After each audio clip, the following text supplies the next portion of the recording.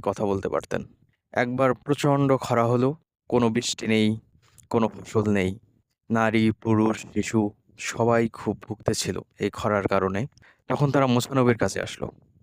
তারা বলল, "হে মুসা, তুমি আল্লাহকে বলো, আল্লাহ যেন বৃষ্টি দেয়, আমরা যেন ফসল ফলাতে পারি।"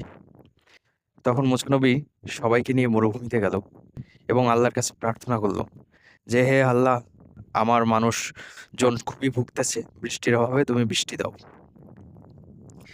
মুসা নবী প্রার্থনা করলেন, কিন্তু বৃষ্টি নামলো না। মুসা নবী সবার সামনে খুব বিব্রত বোধ করলো যে একজন নবী প্রার্থনা করতেছে, কিন্তু আল্লাহ বৃষ্টি দিচ্ছে না।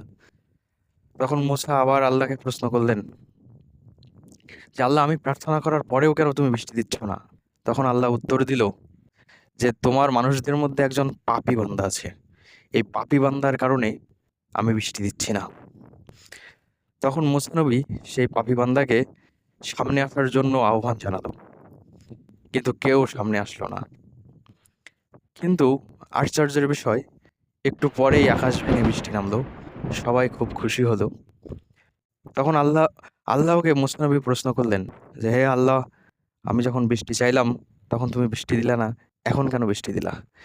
তখন আল্লাহ উত্তর দিল যে, "তোমার সেই পাপী বান্দা এখন আমার কাছে ক্ষমা প্রার্থনা করেছে এবং আমি তাকে ক্ষমা করেছি। তাই এখন আমি বৃষ্টি দিয়েছি।" মুসা নবী সেই ব্যক্তির পরিচয় জানতে চাইলেন। তখন আল্লাহ বলল, "সে যখন পাপী ছিল তখনই আমি তার পরিচয় প্রকাশ করিনি। আর এখন সে তো আমার কাছে ক্ষমা প্রার্থনা করেছে। এখন তো তার পরিচয় প্রকাশ করার প্রশ্নই আসে না।"